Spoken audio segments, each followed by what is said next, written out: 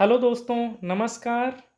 आज की क्लास में हम त्रिकोणमिति का एक ऐसा सवाल सीखेंगे जो बार बार आपके बोर्ड एग्जाम में आ रहा है।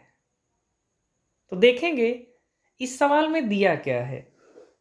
देखिए, इस सवाल में जो बात दी है वो क्या बोल रहा है कि कोण ए व बी क्या है मेरे बच्चों, न्यून कोण है, जिसमें कॉस ए किसके बराबर है, कॉस बी के बराबर है। ठीक है। न्यून कोण क्या होता है? न्यून कोण का मतलब होता है ऐसा कोण जिसकी माप 90 अंश से कम हो। तब आप मेरी बात समझिए। तो ए और बी को हमें क्या रखना है? ऐसी जगह रखना है जहां इनकी माप 90 अंश से कम हो। तो मेरे प्यारे बच्चों, हम इसमें क्या करेंगे? किसको 90 अंश बनाएंगे? सी को बनाएंगे। ए और बी को क्यों नहीं बना सकते? क्योंकि उसने एक शर्त बोली है कि ए और बी कैसे कोण है? न्यून कोण है। ठीक है। चलिए, अब सबसे पहले आप एक बात याद रखिए, दिया क्या है? कॉस ए बराबर है मेरे प्यारे बच्चों कॉस बी के।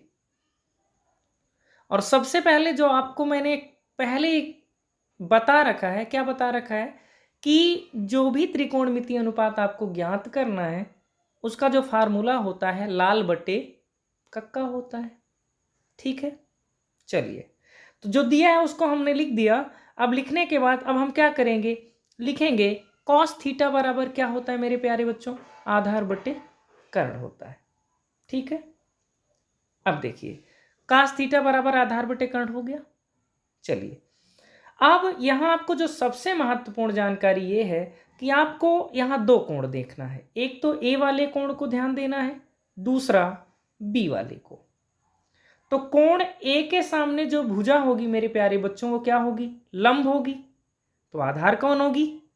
नीचे वाली भुजा होगी। मतलब AC आपका क्या होगा मेरे प्यारे बच्चों? आधार हो जाएगा। ठीक है। तो कर्ण क्या होगी? कर्ण हमेशा होती है 90 अंश के सामने वाली भुजा, मतलब AB होगी। चलिए, ये तो हो गया ए वाले कोण के हिसाब से। अब बी वाले को देखिए। मैंने आपको बताया कि जिस कोण की बात करें उसके सामने वाली भुजा लंब होगी। तो हमें लंब की जरूरत नहीं है, हमें जरूरत किसकी है? आधार की। तो आधार क्या होगी मेरे प्यारे बच्चों? BC। और मैंने बताया है कि कभी भी समकोण त्रिभुज का कर्ण नहीं बदलता है। तो कर्ण क्या होगा? AB। देखिए, दोनों के आधार में AB था जिसको हमने क्या किया? काट दिया।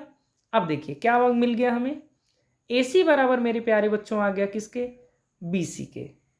अब एक बात याद रखिए, हमने ये पढ़ा है कि समान भुजाओं के संगत कोण क्या होते हैं मेरे प्यारे बच्चों?